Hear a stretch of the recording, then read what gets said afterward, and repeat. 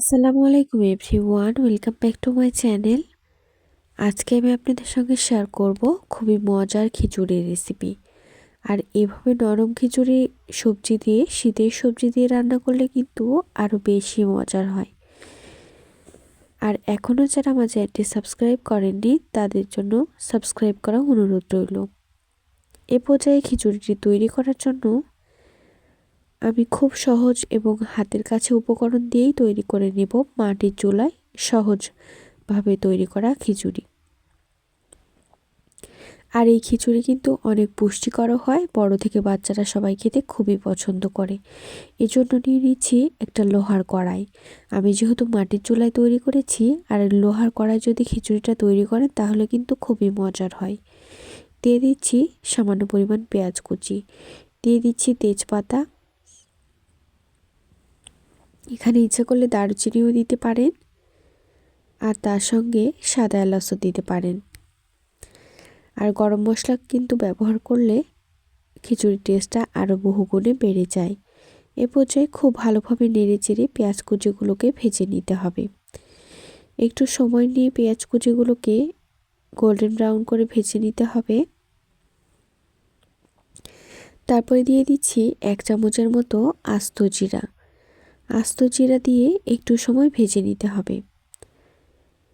তারপর দিয়ে দিতে হবে গাজর কুচি করা এবং আলু কুচি করা এবং সিম কুচি করা এবং তার সঙ্গে টমেটো দিয়ে খুব ভালোভাবে ভেজে নিতে হবে। এক কথায় কষিয়ে নিতে হবে খুব ভালোভাবে। যেহেতু চালটা আগে সেদ্ধ হয়ে যায় আর সবজিগুলো সেদ্ধ হতে একটু সময় লাগে, আমি একদম নরমভাবে এই খিচুড়িটা তৈরি করব। এজন্য এটাকে প্রথমে কষিয়ে নিচ্ছি। দিয়ে দিচ্ছি 1 চামচ থেকে 1.5 চামচের মতো লবণ। লবণটা বুঝে দিতে হবে। দিয়ে দিচ্ছি 1 চামচের মতো হলুদ গুঁড়া, দিয়ে দিচ্ছি 1 চামচের মতো গরম মশলার গুঁড়া। আর এই সবজিগুলোর সঙ্গে আছে ফালি করা কাঁচামরিচ। কাঁচামরিচগুলোকে খুব ভালোভাবে ফালি করে দিতে হবে। সবগুলো মশলা দিয়ে খুব ভালোভাবে নেড়ে চেড়ে একটু সময় মিশিয়ে নিতে হবে আর একটু ভেজে নিতে হবে। একটু ভালোভাবে কষিয়ে নিতে হবে আর একটু ভালোভাবে ভেজে নিতে হবে। তাহলে কিন্তু খিচুড়ির টেস্টটা অন্যরকম হয় আর খেতেও অনেক বেশি মজার হয়। আর এভাবে লোহার কড়াই রান্না করলে কিন্তু একটু ধোঁয়া আসে। এ পর্যায়ে দিয়ে দিতে হবে সামান্য পরিমাণ পানি। খুব ভালোভাবে ভাজা হয়ে গেছে মশলাগুলোর সঙ্গে এই সবজিগুলো।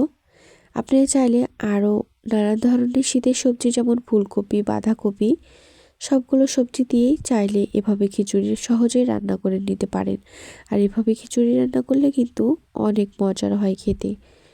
এ পর্যায়ে খুব ভালোভাবে নেড়ে চেড়ে একটু সময় সেদ্ধ করে নিতে হবে ঢাকনা দিয়ে ঢেকে। আর যাতে খুব ভালোভাবে খিচুড়ির সঙ্গে মিশে যায় সবজিগুলো, তাহলে কিন্তু আরও বেশি টেস্ট হয়। এ পর্যায়ে এখানে আছে,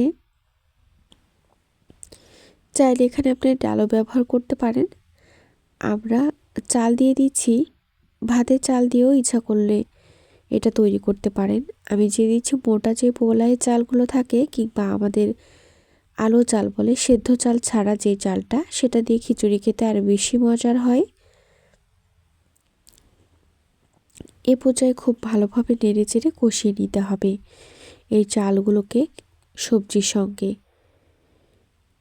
এ পর্যায়ে আপনি চাইলে এখানে গরম পানিও অ্যাড করতে পারেন, তবে চাইলে ঠান্ডা পানিও অ্যাড করতে পারেন। তবে এখানে যদি গরম পানিটা অ্যাড করেন তাহলে খিচুড়ির টেস্টটা আরও বেশি বেড়ে যায়। এ পর্যায়ে এভাবে ঢাকনা দিয়ে ঢেকে কিছুক্ষণ রান্না করে নেওয়ার পর তৈরি হয়ে যাবে মজাদার খিচুড়ি। আর এভাবে তৈরি করলে বড় থেকে বাচ্চারা সবজি খিচুড়ি খেতে খুবই পছন্দ করবে। এ পর্যায়ে খিচুড়িটা হয়ে গেছে, এখন সরিষার তেল দিয়ে আমি নামিয়ে নিব, তাহলেই তৈরি হয়ে যাবে মজার খিচুড়ি। আর আমার রেসিপি ভালো লাগলে অবশ্যই চ্যানেলটি সাবস্ক্রাইব করবেন এবং পাশে থাকা বেল আইকন ক্লিক করবেন। এতক্ষণ যারাই আমার সঙ্গে ছিলেন তাদেরকে জানাচ্ছি অসংখ্য ধন্যবাদ।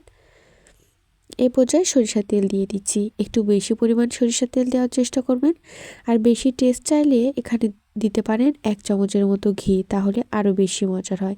তবে খাঁটি সরিষার তেল দিলে তো কথাই নেই, অনেক বেশি মজার হয়। এ পর্যায়ে পরিবেশন করে দেখিয়ে দিচ্ছি কতটা লোভনীয় দেখতে হয়েছে।